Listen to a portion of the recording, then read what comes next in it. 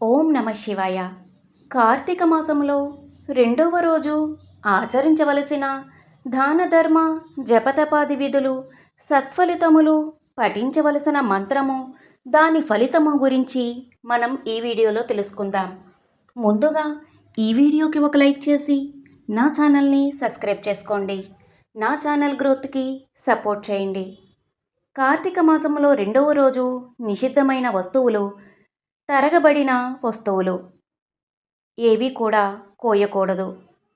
దానం చేయవలసిన వస్తువులు కలువ పూలు, నూనె, ఉప్పు. పూజించవలసిన దైవము బ్రహ్మ. జపించవలసిన మంత్రము ఓం గీష్పతయే విరించియే స్వాహ. దీని ఫలితం ఏమిటంటే మనస్థిమితము తగ్గుతుంది. కార్తీక మాసములో రెండవ రోజు వినే కథను కూడా మనం ఈ వీడియోలో తెలుసుకుందాం. ఈ రెండవ రోజు మనం సోమవార వ్రతమహిమ గురించి ఈ వీడియోలో తెలుసుకుందాం. జనక, ఇంతవరకు నీకు కార్తీక మాసమునందు ఆచరించవలసిన విధిక్రమము మాత్రమే తెలియజేసి తిని. కార్తీక మాసములో సోమవార వ్రతమునకు ప్రత్యేక ప్రాముఖ్యము కలదు. కాన సోమవార వ్రత విధానమును, దాని మహిమను గురించి వివరింతును. సావధానుడవై ఆలకింపుమని ఈ విధంగా తెలియజేశాడు. కార్తీక మాసములో సోమవారము శివునకు అత్యంత ప్రీతికరమైన రోజు. ఆ రోజున స్త్రీ గాని పురుషుడు గాని ఏ జాతి వారైనా గాని రోజంతయు ఉపవాసముండి నదీ స్నానము చేసి తమ శక్తి కొలది దాన ధర్మములు చేసి నిష్ఠతో శివదేవునకు బిల్వ పత్రాలతో పూజ అభిషేకము చేసి సాయంకాలము నక్షత్ర దర్శనము చేసిన తర్వాత భుజించవలయును. ఈ విధంగా నిష్ఠతో ఉండి ఆ రాత్రి అంతయు జాగరణ చేసి పురాణ పఠనమునరించి తెల్లవారిన తరువాత నదికి వెళ్ళి స్నానమాచరించి తిలదానము చేసి తమ శక్తి కొలది పేదలకు అన్నదానము చేయవలయును. అటులా చేయలేని వారలు కనీసము 3 బ్రాహ్మణులకైనను తృప్తిగా భోజనము పెట్టి తాము భుజించవలయును. ఉండగలిగిన వారు సోమవారం నాడు 2 పూటల భోజనము గాని ఏ విధమైన పలహారము గాని తీసుకోకుండా ఉండుట మంచిది. ఇట్లు కార్తీక మాసమందు వచ్చు సోమవార వ్రతమును చేసిన ఎడల పరమేశ్వరుడు కైలాస ప్రాప్తి కలిగించి శివ సన్నిధిని చేర్చును. భర్త లేని వితంతువు సోమవార వ్రతమును ఆచరించి శివపూజ చేసినచో కైలాస ప్రాప్తియు, విష్ణు పూజ చేసినచో వైకుంఠ ప్రాప్తియు నొందును. దీనికి ఉదాహరణముగా ఒక ఇతిహాసము కలదు. దానిని నీకు తెలియజేయుదును, శ్రద్ధగా విను. కార్తీక సోమవార ఫలముచే కుక్క కైలాసు ముందుట. పూర్వకాలమున కాశ్మీర దేశములో ఒక బ్రాహ్మణుడు కలడు. అతడు పురోహిత వృత్తిని చేపట్టి తన కుటుంబమును పోషించుకుంటూ ఉండెను. అతనికి చాలా దినములకు ఒక కుమార్తె కలిగెను. ఆమె పేరు స్వాతంత్ర్య నిష్ఠూరి. తండ్రి ఆమెను సౌరాష్ట్ర దేశీయుడగు మిత్రశర్మయను సద్బ్రాహ్మణ యువనకిచ్చి పెండ్లి చేసెను. ఆ బ్రాహ్మణ యువకుడు 4 వేదము శాస్త్రములను అభ్యసించిన వాడైనందున సదాచారపరాయణుడై ఉండెను. అతడు భూతదయ కలిగినవాడు, నిత్య సత్యవాది, నిరంతరము భగవన్నామస్మరణ చేయువాడును అగుటచే లోకులెల్లరూ అతనిని అపరబ్రహ్మ అని కూడా చెప్పుకొనుచుండెడివారు. ఇటువంటి ఉత్తమ పురుషుని భార్యయగు నిష్ఠూరి యవ్వన గర్వముతో కన్ను మిన్ను కానక పెద్దలను దూషించుచు, అత్తమామలను భర్తను తిట్టుచు, కొట్టుచు, రక్కుచు, పరపురుష సాంగత్యము గలదై వ్యభిచారిణి అయి తన ప్రియులు తెచ్చిన తినుబండారములు, బట్టలు, పువ్వులు ధరించుచు దుష్టురాలై తిరుగుచుండగా వంశమునకు అప్రతిష్ట తెచ్చుచున్నదని అత్తమామలు ఆమెను తమ ఇంటి నుండి వెడలగొట్టిరి. కాని శాంత స్వరూపుడగు ఆమె భర్తకు మాత్రం ఆమెపై అభిమానము పోక ఆమె ఎంతటి నీచ కార్యములు చేసినను సహించి చి పోమన్నక విడువక ఆమె తోడనే కాపురము చేయుచుండెను. కాని చుట్టుప్రక్కల వార నిష్ఠూరి గయ్యాళితనమును కేవగించుకుని ఆమెకు కర్కశ అనే ఎగతాళి పేరును పెట్టుటచే అది మొదలందరూ దానిని కర్కశ అనియే పిలుస్తూ ఉండేవారు. ఇట్లు కొంతకాలము జరిగిన పైన ఆ కర్కశ ఒకనాటి రాత్రి ఏకశయ్యపై తన భర్త గాఢనిద్రలోనున్న సమయమును చూచి మెల్లగా లేచి తాళి కట్టిన భర్తయన్న విచక్షణ గాని దయా దాక్షిణ్యాలు గాని లేక ఒక బండరాతిని తెచ్చి అతని తలపై గట్టిగా కొట్టినది. వెంటనే అతడు చనిపోయెను. ఆ మృతదేహమును ఎవరి సహాయము అక్కరలేకనే అతి రహస్యంగా దొడ్డిదారిని కొనిపోయి ఊరి చివరినున్న పాడునూతిలో పడవేచి పైన చెత్తా చెదారములతో నింపి ఏమియూ ఎరగని దానివలే ఇంటికి వచ్చెను.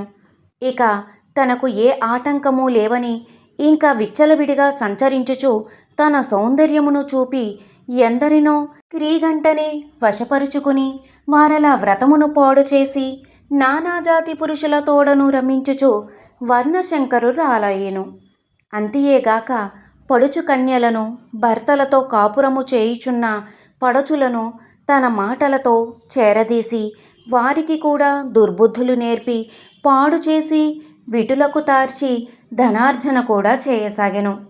జనకరాజా, యవ్వనం బింకను ఎంతో కాలం ఉండదు కదా.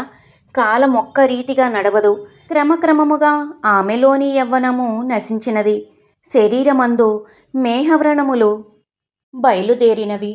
ఆ వ్రణముల నుండి చీము, రక్తము, రసీకారుట ప్రారంభమయ్యెను. దానికి తోడు శరీరమంతా కుష్ఠువ్యాధి బయలుదేరి దుర్గంధము వెడలుచున్నది. దినదినము శరీర పటుత్వము కృషించి కురూపియై భయంకర రోగములతో బాధపడుచున్నది. ఆమె యవ్వనములో నుండగా ఎన్నో విధాల తృప్తి కలిగించిన విటులు ఏ ఒక్కరూ ఇప్పుడామెను తొంగి చూడరైరి. ఆ పరిసర ప్రాంతానికి వెళ్ళిన ఎడల తమ నిటులైననో పలకరించునని ఆ వీధి మొగమైననో చూడకుండిరి. కర్కశయిటుల నరకబాధలను అనుభవించుచు పురుగులు పడి కొంతకాలమునకు చనిపోయినది.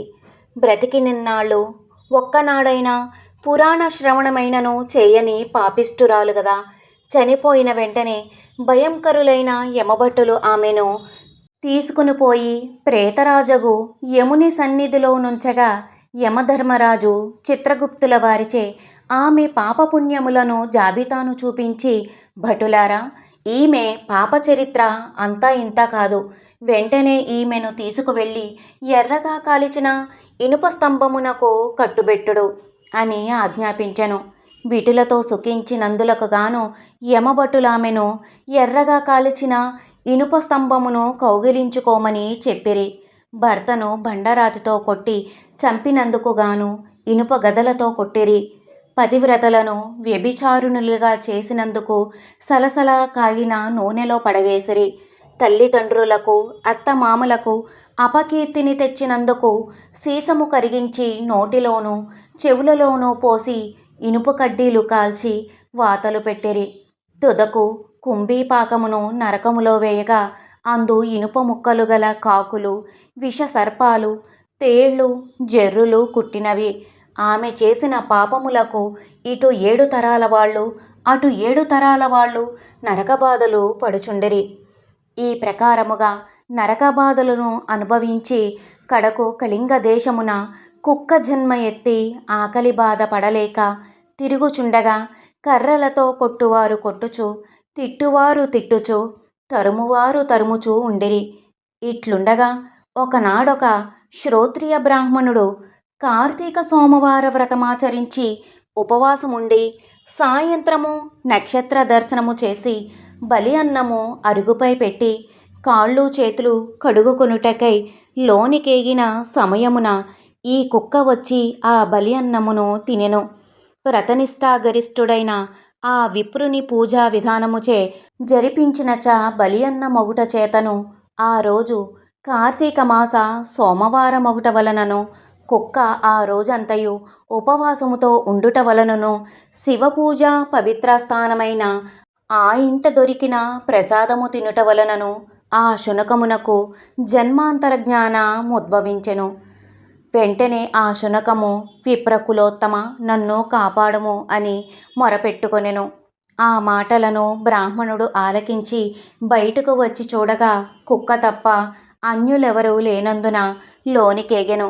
మరలా రక్షింపుము, రక్షింపుము అని కేకలు వినబడెను. మరలా విప్రుడు బయటకు వచ్చి, ఎవరు నీవు, నీ వృత్తాంతమేమి అని ప్రశ్నించగా అంతా ఆ కుక్క, మహానుభావ, నా పుట్టుకకు వెనుక 15 జన్మలకు ముందు విప్రకులాంగనను నేను. వ్యభిచారిణినై అగ్నిసాక్షిగా పెండ్లాడిన భర్తను చంపి కుష్ఠురోగినై తనువు చాలించిన తరువాత యమదూతల వల్ల మహానరకమనుభవించి నా పూర్వీకుల పుణ్యఫలము వల్ల ఈ జన్మలో కుక్కనైతిని. ఈరోజు మీరు కార్తీక సోమవార వ్రతము చేసి ఇచ్చట ఉంచిన బలి అన్నమును తినుట వలన నాకీ జ్ఞానోదయము కలిగినది.